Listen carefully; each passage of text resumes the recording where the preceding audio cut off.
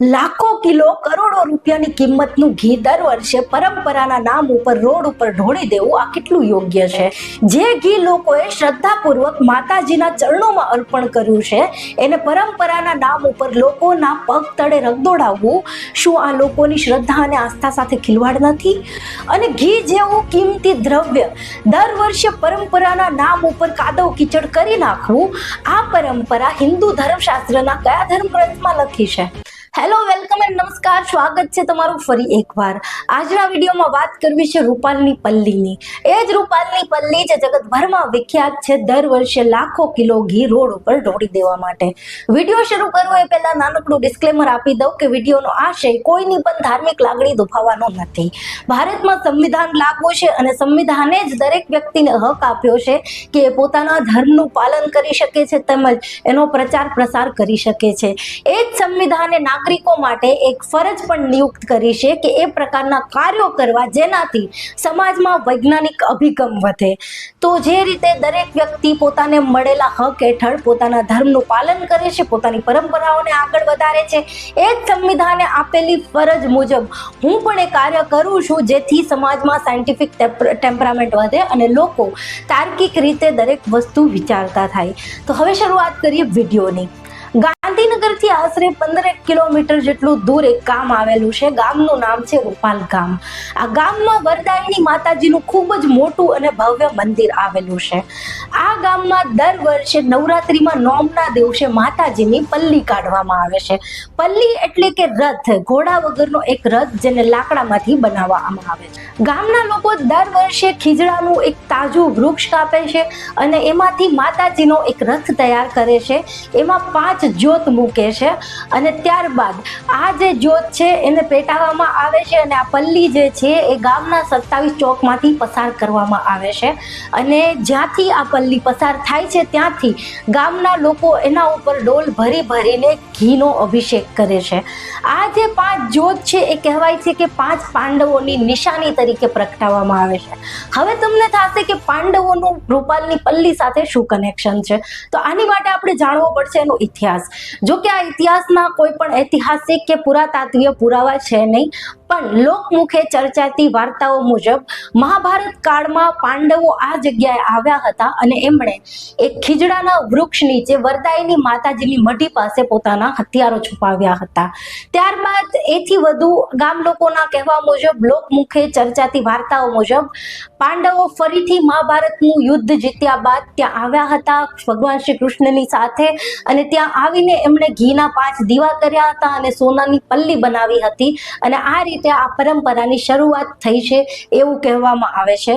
ત્યારબાદ પાટણના રાજા સિદ્ધરાજ જયસિંહે અહીંયા લાકડાની પલ્લી બનાવીને આ પરંપરાને ફરીથી પુનર્જીવિત કરવાનું કામ કર્યું હતું. જો કે મેં કહ્યું એમ આ જે વાત છે એના કોઈ પણ ઐતિહાસિક પુરાવા મળતા નથી, શાસ્ત્રીય પુરાવા મળતા નથી, કોઈ પણ ગ્રંથમાં આ વાતનો ઉલ્લેખ નથી કે પાંડવો અહીંયા આવ્યા હતા અને એ જગ્યા એક્ઝેક્ટ એ જ રૂપાલ ગામ છે કે નહીં એના પણ કોઈ પુરાવા મળતા નથી.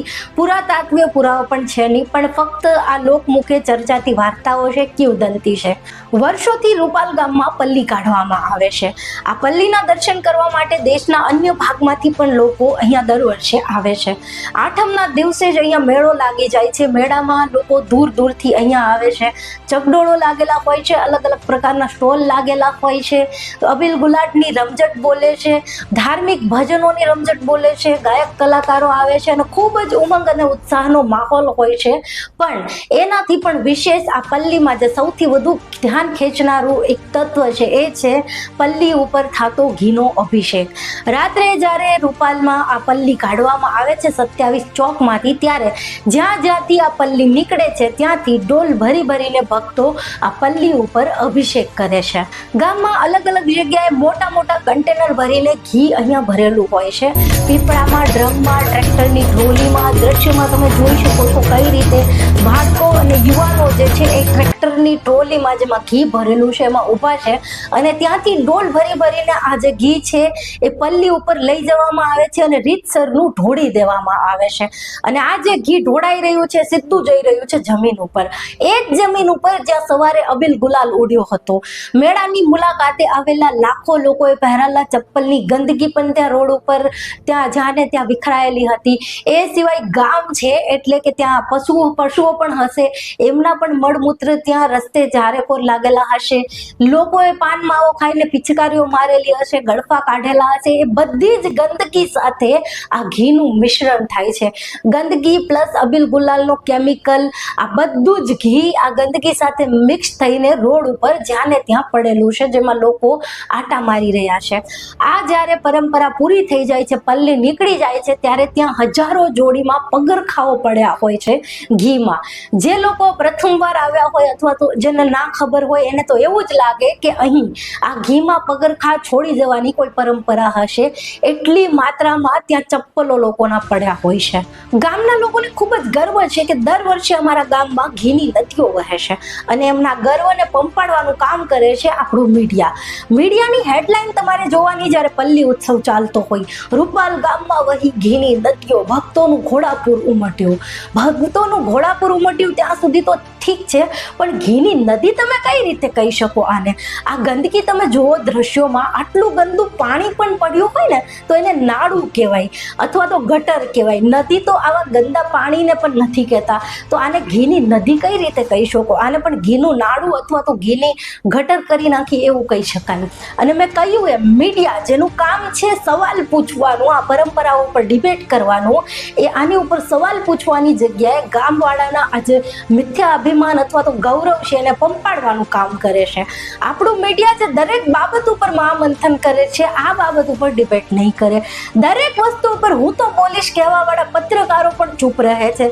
સ્વતંત્ર પત્રકારો પણ આ બાબત ઉપર જમાવટ કરવાનું ટાળે છે. કારણ મને નથી ખબર, પણ આ જે મુદ્દો છે એના ઉપર સરકાર પણ બોલવાનું ટાળી રહી છે.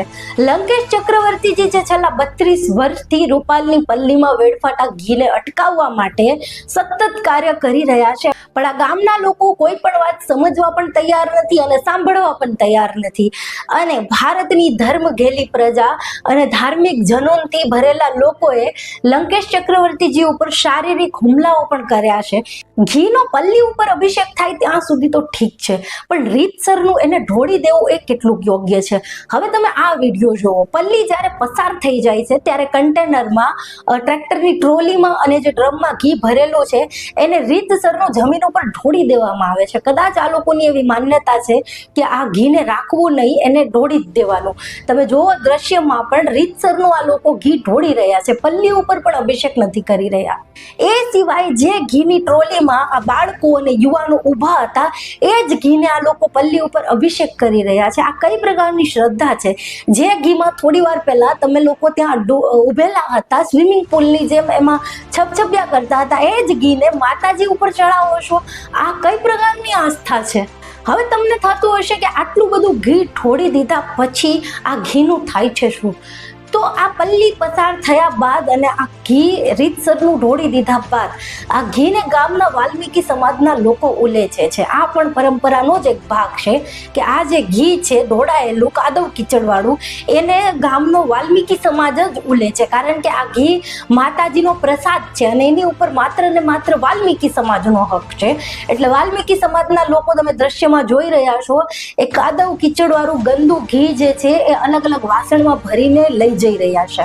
આ ગંદકી યુક્ત ઘીને ગામ લોકો પ્રસાદ કહી રહ્યા છે. આને પ્રસાદ કઈ રીતે કહી શકો તમે? અબીલ ગુલાલથી મિશ્રિત ઘી, આ જે લોકોના ચંપલની ગંદકીથી મિશ્રિત ઘી, કાદવ કીચડવાળું અને પાન માવાની પિચકારીઓ મારેલું, પશુઓના મળમૂત્ર મિશ્રિત આ ગંદુ જેવું ઘી છે, આને તમે માતાજીનો પ્રસાદ કઈ રીતે કહી શકો? અને જો આ પ્રસાદ હોય જ તો ફક્ત ને ફક્ત વાલ્મીકી સમાજનો હકદાર કેવી રીતે બની શકે? દરેક વ્યક્તિ આ પ્રસાદનો લાભ લેવો જોઈએ, વારા કાઢવા જોઈએ. આજે આ સમાજે ઘી ઉલેચ્યું, બીજા વર્ષે બીજો સમાજ કરશે, ત્રીજા વર્ષે ત્રીજો સમાજ આ ઘી પોતાને ત્યાં લઈ જશે. દર વર્ષે ફક્ત ને ફક્ત વાલ્મીકી સમાજને જ આ પ્રસાદનો લાભ શા માટે આપવામાં આવે છે? ગુજરાતની ઉજળિયાત કોમો આટલી બધી વિશાળ હૃદયની ક્યારે થઈ ગઈ કે આ વાલ્મીકી સમાજને આટલો મોટો ધાર્મિક લાભ આપવા માંડી? એ પણ આટલું સરળતાથી આ ચમત્કાર કેવી રીતે અને ક્યારે થયો? ખીજડાનું તાજું વૃક્ષ કાપવાથી માંડીને માતાજીની પલ્લી બનાવવા સુધી ગામના દરેક સમાજના લોકો હળી મળીને બધું જ કાર્ય કરે છે, તો આ ઘી ઉલેચવાના કામમાં ફક્ત ને ફક્ત વાલ્મીકી સમાજ જ શા માટે? શું આ એ જાતિગત ભેદભાવની નિશાની નથી કે સદીઓથી આ સમાજમાં સાફ સફાઈનું કામ વાલ્મીકી સમાજ જ કરી રહ્યો છે, એટલા માટે આ ગંદુ ઘી ઉલેચવાનું કામ પણ વાલ્મીકી સમાજને જ આપવામાં આવ્યું છે? જો ખરેખર આ ધાર્મિક કામ હોય, માતાજીનો પ્રસાદ હોય, તો આને લેવા તો લોકોની પડાપડી થવી જોઈએ. મેં તો નવરાત્રીમાં જોયું છે કે લોકો માતાજીની આરતી કરવા માટે પડાપડી કરતા હોય છે, 11,000, 21,000, 51,000 આપીને માતાજીની આરતીનો લાભ લેતા હોય છે. તો જો આ પણ ધાર્મિક કાર્ય હોય, માતાજીનું જ કાર્ય હોય, તો અન્ય સમાજના લોકો પણ પડાપડી કરવા જોઈએ ને કે ના, આ વખતે અમને મોકો આપો આ ઘી ઉલેચવાનો.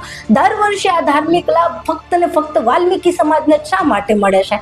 આ ગુજરાતની ઉજળિયાત કોમો આટલી બધી વિશાળ હૃદયની ક્યારથી થઈ ગઈ? શું તમને નથી લાગતું કે આ પરંપરાના નામ ઉપર સદીઓથી જે જાતિગત ભેદભાવ અને વર્ણ વ્યવસ્થા ચાલી આવે છે, એને મજબૂત કરવાનું ષડયંત્રના ભાગરૂપે આ બધું થઈ રહ્યું હોય? મને એ નથી સમજાતું કે બહુજન સમાજના એ લોકો દલિત ઉદ્ધારનું કામ કરતા એ નેતાઓના ધ્યાનમાં આ વસ્તુ કેમ નથી આવતી?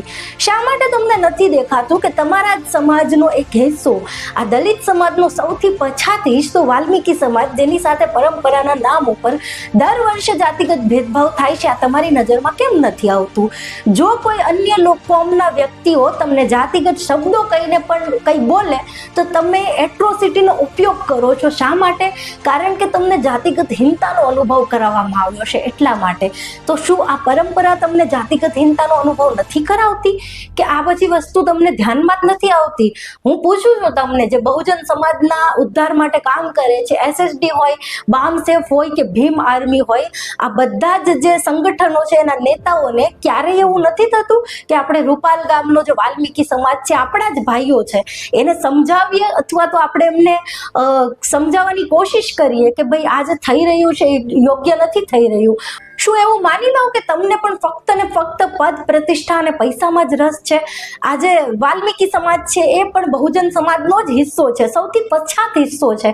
એમના ઉદ્ધારનું કામ કરવાનું શું તમને યોગ્ય નથી લાગતું? કે પછી મેં કહ્યું એમ તમને પણ ફક્ત ને ફક્ત રાજનીતિ કરવામાં જ રસ?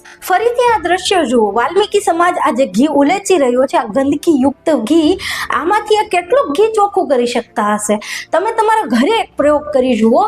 2-3 કિલો ઘી લઈને એને રોડ ઉપર તમારી શેરીમાં કાદવ કીચડ કરી નાખો અને પછી એને પાછું ઉલેચીને ઘરે લઈ જાઓ અને એને ચોખ્ખું કરવાનો પ્રયાસ કરો અને જોવો તમે એને કેટલું ચોખ્ખું કરી શકો છો. ઘીનો વેડફાટ કરવો શું આ હિન્દુ ધર્મ છે? આ રીતે લાખો કિલો, કરોડો રૂપિયાની ઘીને કાદવ કિચોડમાં રગદોડાવી નાખવું આ સનાતન સંસ્કૃતિ છે? અને મેં પહેલા જ વિડીયોમાં પૂછ્યું હતું કે આ પરંપરાનો ઉલ્લેખ હિન્દુ ધર્મશાસ્ત્રના કયા ગ્રંથમાં કર્યો છે? એ ગ્રંથનું નામ અને પેજ નંબર તો એટલીસ્ટ જણાવો તો અમે પણ વાંચી લઈએ કે હા ભાઈ આ તો શાસ્ત્રીય વિધિ છે, આની સામે સવાલ ના ઉઠાવાય. આ જે ઘી છે એનો અન્ય રીતે સદુપયોગ પણ થઈ શકે જો દાનત હોય તો. આ જે ઘી છે તમે પરંપરા ચાલુ રાખો, પરંપરાનો કોઈ વિરોધ નથી. તમે દર વર્ષે નિયત પરંપરા મુજબ માતાજીની પલ્લી કાઢો, ઉત્સવ કરો, મેળો કરો, એની સામે કોઈ જ વિરોધ નથી. પણ આટલું બધું ઘી ઢોળવાની શું જરૂર છે?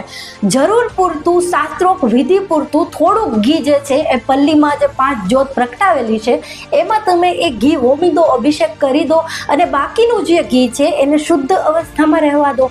અથવા જો તમારી જીદ હોય કે ના અમારે તો બધું જ પલ્લી ઉપર નાખવું છે, તો એ પ્રકારની કંઈક વ્યવસ્થા કરો કે પલ્લીની નીચે કંઈક એવું પાઇપલાઇન અથવા એવું કન્ટેનર મૂકો જેમાંથી ઘી વહીને બીજા અન્ય કન્ટેનરમાં જતું રહે અને રોડ ઉપર ના જાય અને ગંદુ ના થાય. એ પ્રકારની કઈ વ્યવસ્થા કરી શકાય.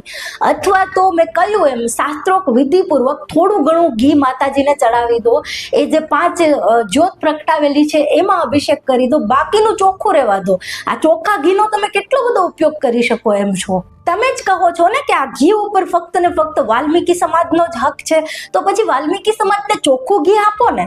અને આ પ્રસાદ છે તો પ્રસાદ ચોખ્ખો અપાય. આપણને કોઈક માતાજીનો ભગવાનનો પ્રસાદ આપે તો શું એને રોડ ઉપર ફેંકીને ગંદો કરીને આપે છે? ચોખ્ખો જ આપે છે ને. તો આ ઘી ગંદુ કરીને કોઈને આપવું પ્રસાદ રૂપે આ કેટલું યોગ્ય છે?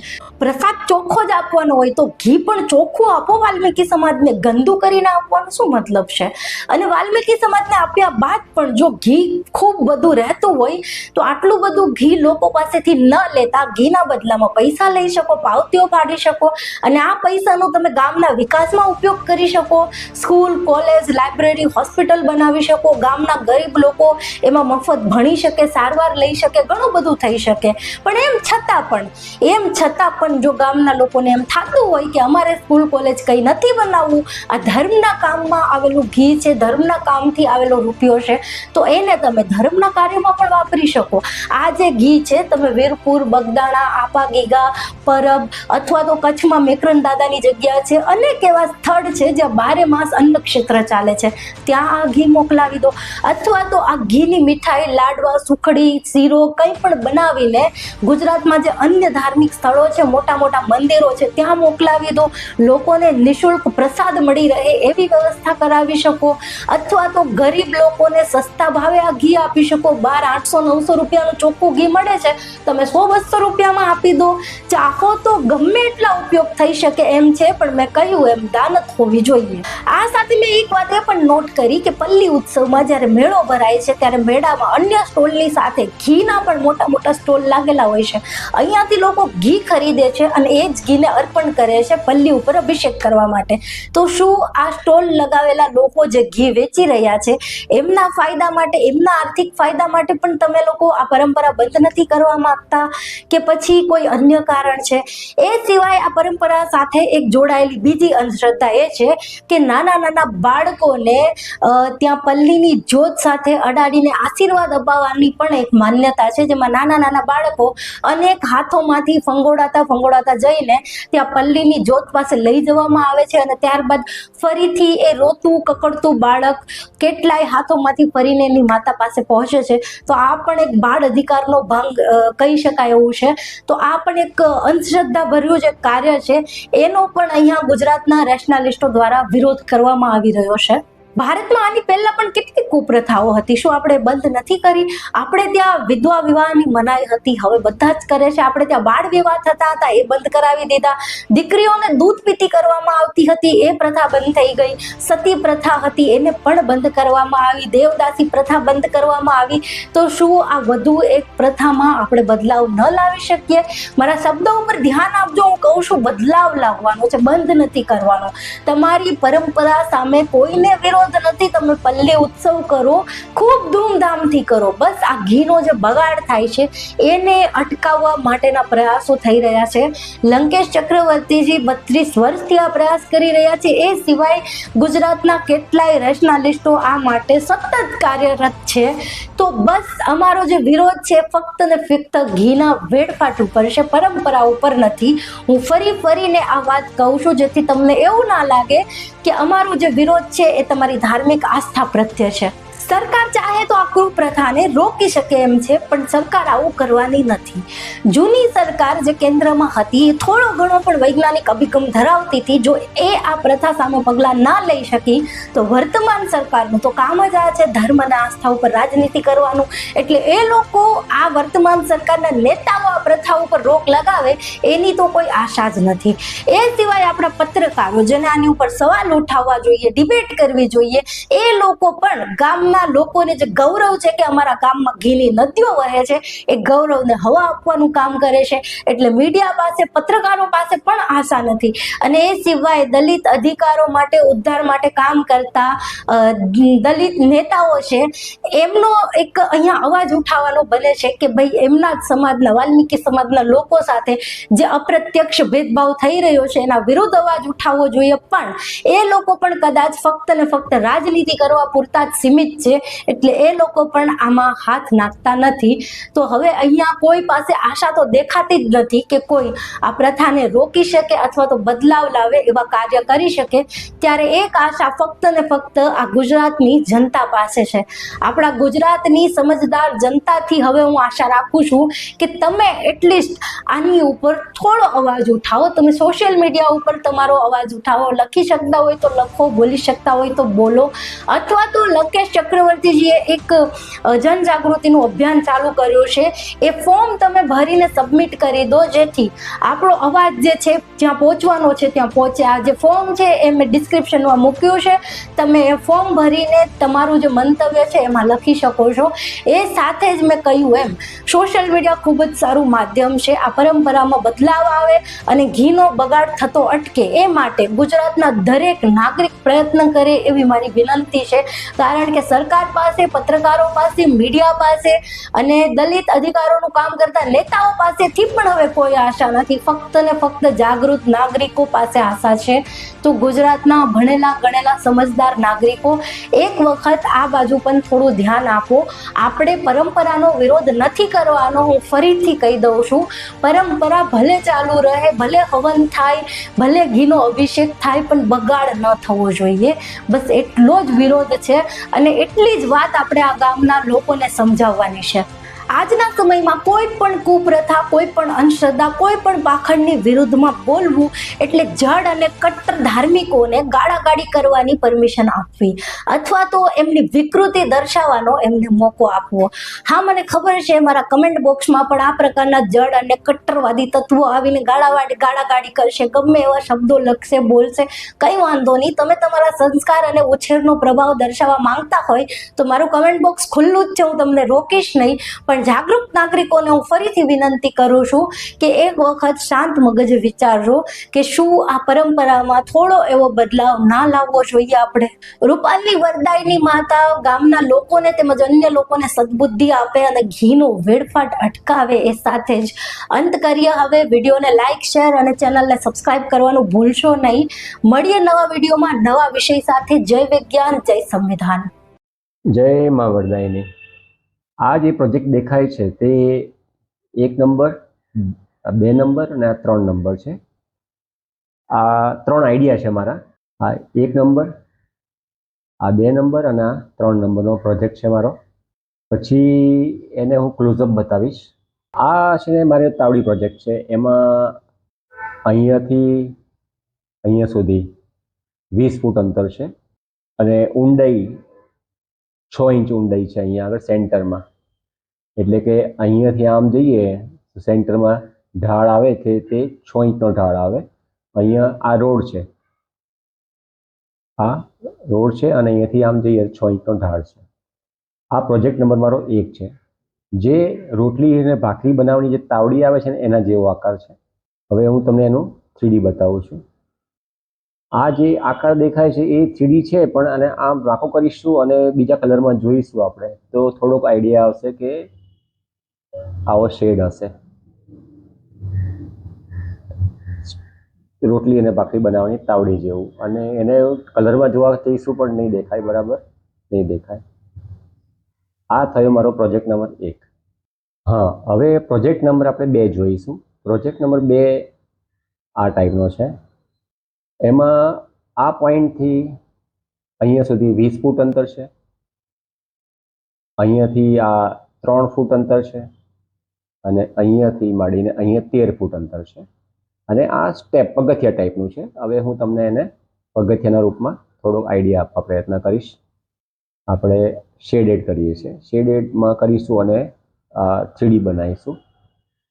પહેલાં શેડેડ રાખીએ છીએ એટલે તમને થોડોક અંદાજ આવશે કે આ રોડ છે. રોડ કરતાં 4 ઇંચનો એક સ્ટેપ છે, પગથિયું છે, અને ફરી પાછું 4 ઇંચ પછી બીજું પગથિયું છે. અને આ રીતે આપણે એને સમજી શકાય. હજી એક તમને બીજા કલરમાં બતાવીશ. એટલે આ શેડેડ છે, એટલે આનાથી વધારે ખ્યાલ આવશે કે જેમ એ બેસી શકાય અથવા આ જગ્યા પર ઊભા રહી શકાય, ઘણું લાંબુ પગથિયું મળે અને પલ્લીજીને લઈને ઉતરવું હોય તો પણ ઉતરવામાં તકલીફ ના પડે એવી રીતનું છે. અહીંયા 4 ઇંચ અને 4, 8, ટોટલ 8 ઇંચનો ખાડો છે આપણે એમ કહીએ. અને આ જે સફેદ દેખાય છે ત્યાં આગળ ટાંકી મૂકી શકાય અંડરગ્રાઉન્ડ. એટલે કે હવે પાઇપલાઇન કરવાની જરૂર નથી પડતી. જે ટાંકી હશે અહીંયા જશે, ઘી અભિષેક થશે તે અહીંયા થશે. હવે હું તમને 3Dમાં બાજુમાં બીજું મોડેલ બતાવીશ, જે આ છે. તો અહીંયા આપણે પલ્લીજી પણ મૂકેલા છે, વધારે અંદાજ આવશે કે શું કરી શકાય. તો હું હવે તમને એક તો પલ્લીજીની નીચે શું મૂક્યું છે બતાવી દઉં. આ પલ્લીજીની નીચે ટાંકી પણ છે અને લોખંડની જાળી પણ છે. એટલે જે કંઈ ઘી અભિષેક કરીએ આપણે, તો એ આ જે કાણા છે એમાંથી ટાંકીમાં પડી શકે. અને અહીંયા પણ જેમ અહીંયા આ છેડેથી આ છેડે 20 ફૂટ, આ છેડેથી આ છેડે 13 ફૂટ અને આ છેડેથી આ છેડે 3 ફૂટ. અહીંયા રોડ 4 ઇંચનો પગથિયું અને 3 ફૂટ આનો ભાગ છે. આ ફરી પાછું 4 ઇંચનું પગથિયું અને આ અંતર 13 ફૂટ, એમ કરીને આ વસ્તુ બતાવેલી છે. આ સ્ટેપ આપવાનું કારણ એવું છે કે મેક્સિમમ ઘી જમા થઈ શકે અને આરામથી અંદર જઈ શકે, એટલા માટે મેં લાંબુ પગથિયું આપ્યું છે. કદાચ બની શકે આના કરતાં આપણે મોટું કરવું પડે તો આપણે મોટું પણ કરી શકાય. મેં 3 ફૂટ રાખ્યું છે, 4 ફૂટ કરો આટલે સુધી આવી જશે. હવે જે ઘી અભિષેક થશે ને આ રોડ ઉપર નહીં જાય. આપણો હેતુ એક જ છે કે ભાઈ આપણું ઘી કોઈના પગ નીચે ના આવે, શ્રદ્ધાળુના પગ નીચે ના આવે, છતાં પણ અભિષેક થાય.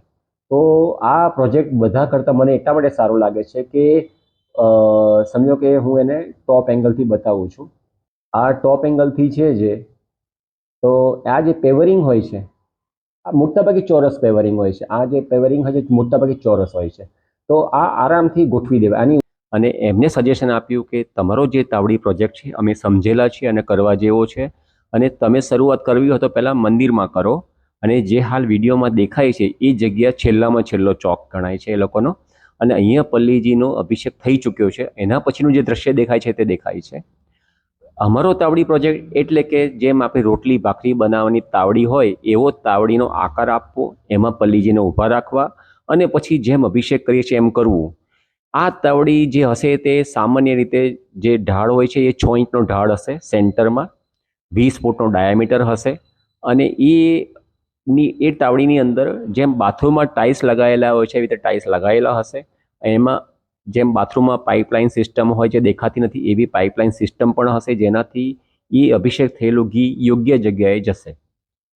પ્લાન નંબર 2 છે, જે અહીંયા 5 દિવસ માટે પલ્લીજી અહીંયા ઊભા રહેતા હોય છે પૂનમ સુધી, અને ત્યાં અભિષેક થતો હોય છે. પલ્લીજીની એક્ઝેક્ટ નીચે એક ભાઈ તમને દેખાતા હશે, જે ભાઈ જે ઘી ભેગું કરી રહ્યા છે. એને એટલા માટે બેસવું પડે છે કે ઢાળ બરાબર નથી, જેથી એ ઘી એ ચોકડીમાં પડતું નથી, ફેલાઈ જાય છે. પલ્લીજીને આવી રીતે વચ્ચે મૂકી દઈએ અને તાવડી જેવો આકાર હોય તો, અને ગમે એટલું ઘી અભિષેક કરો પલ્લીજી ઉપર, પણ એ ઘી આ તાવડી આકારના કારણે પાઇપ વાટે આપણે એને જ્યાં લઈ જવું છે ત્યાં આ પાઇપ વાટે એને ઢાળના કારણે અંડરગ્રાઉન્ડ આ બધું કામ કરેલું હોય તો એ ઘી એ ટાંકીમાં પડશે જ્યાં આપણે લઈ જવું છે, અને એ ઘી ડાયરેક્ટ એમાં જમા થશે અને એમાંથી એને બીજી જગ્યાએ ટ્રાન્સફર કરી શકાય, મોટર દ્વારા, કોઈ પણ રીતે ડોલ દ્વારા, કંઈ પણ. તો આ 2 પ્રોજેક્ટ એવા છે કે જે આપણે બનાવી શકાય તાત્કાલિક ધોરણે, અને એ સક્સેસફુલ લાગે તો આપણે ગામમાં બીજા 5 ચોક બનાવીએ આ વર્ષે, એવી શક્યતા મુકાય. ઊંચાઈ છે 4 ઇંચ જેટલી હોય છે લગભગ. એને આપણે સિમેન્ટના પેવર બ્લોક કહીએ છીએ. ઇંગ્લિશમાં અને ગુજરાતીમાં બંનેમાં તમે વાંચી શકો. બંને RCCના હોય છે, સિમેન્ટના હોય છે. અને જેવો પ્રસંગ 12 મહિના સુધી આ પેવરિંગ અહીંયા એક વખત મૂકો ને, એક વખત એટલે આ રોડ અને આ 2 એક લેવલ થઈ જાય. અહીંયા ઉપરા ઉપરી 2 વખત મૂકો તો આ રોડ અને આ 2 બધું એક જ થઈ જાય. તો આપણે ચોરસમાં જો વિચાર કરીએ, આને ચોકડી કહીશું આપણે, તો ચોકડી બનાવી અને 4-4 ઇંચના આવા સ્ટેપ આપીશું, પગથિયા આપીશું અને પ્રસંગ કરશું તો ઘી છે ને રોડ ઉપર નહીં જાય, રોડ ઉપર ફેલાઈ નહીં જાય અને ભક્તોના પગ નીચે નહીં આવે. બીજી કોશિશ એ કરી શકાય કે અહીંયા પ્લાસ્ટિક મોટું ઢાંકી શકાય છે આપણાથી દિવસ દરમિયાન, જ્યાં સુધી પલ્લીજી નથી હોતા ત્યાં સુધી અહીંયા પ્લાસ્ટિક ઢાંકી શકાય છે. અને પલ્લીજી નજીક આવી ગયા હોય, ધારો કે અહીંયા આવી ગયા છે પલ્લીજી, તો અહીંયા એખાદે પ્લાસ્ટિક આને લઈ લેવાય. હવે આ જે સાઇઝ મેં પસંદ કરી છે એ મારી મરજીથી કરી છે અત્યારે, પણ આને હવે ડિપેન્ડ કે આપણી ચોક કેવડો છે એ પ્રમાણે નાની અથવા મોટી કરી શકાય. આની જે પહોળાઈ મેં નક્કી કરી છે એ પણ ફેરફાર કરી શકાય. પ્રશ્ન એ છે કે આપણે એ સોલ્યુશન લાવવા પ્રયત્ન કરીએ છીએ કે ઘી અભિષેક પણ ગમે એટલું થઈ શકે અને કોઈના પગ નીચે ના આવે, માતાજીના ઘીનું અપમાન ના થાય. આશા રાખું કે કદાચ મારા જે 3 પ્રોજેક્ટ મેં બતાવ્યા 1, 2 અને 3 તો એમાંથી કદાચ આ ચોકડીવાળો વધારે ગમશે એવું મારું માનવું છે. તો કોશિશ કરીએ કે આખતે રૂપાલ ગામના રાજી થઈને મને માની જાય મારી વાતને અને એક આ પ્રોજેક્ટમાં અમે અમારા ખર્ચે આ ચોકડી તાવડી જે કહો તે તમે જે ઈચ્છા રાખશો તે અમે બનાવવા તૈયાર છીએ.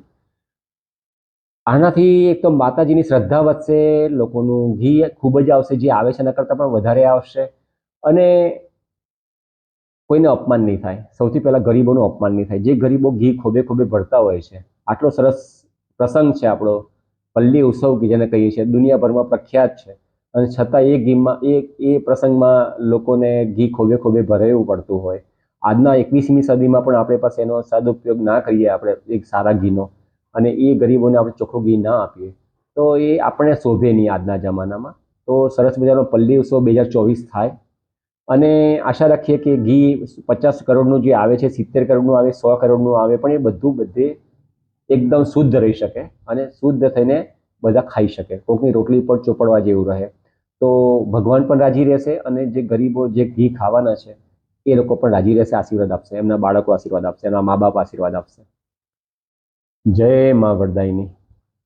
ત્યારે આ વખતે રૂપાલની પલ્લીમાં હાર્દિક પટેલે પણ હાજરી આપી અને માતાને ઘી ચડાવી પોતાની બાધા પૂરી કરી.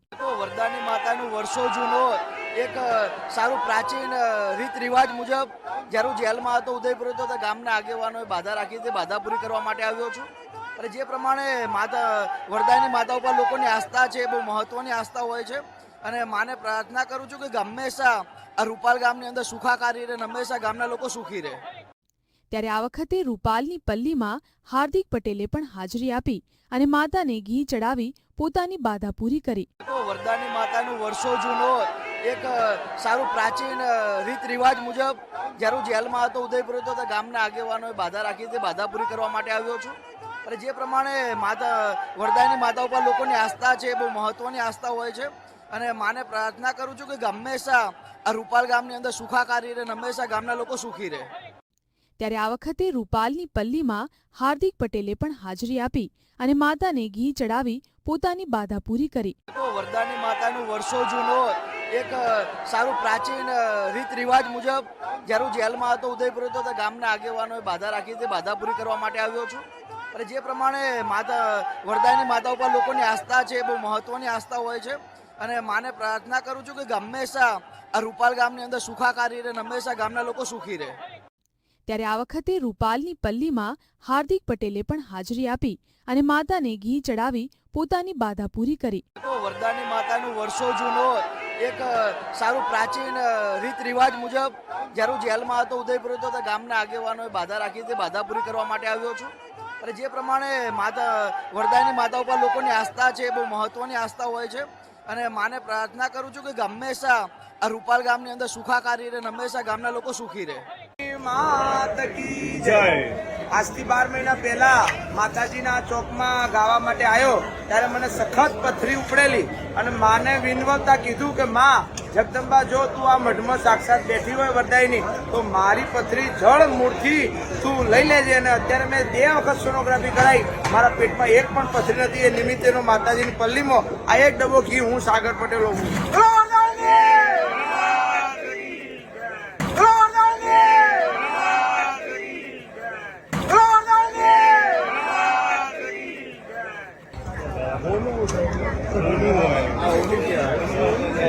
બોલો વરદાયની.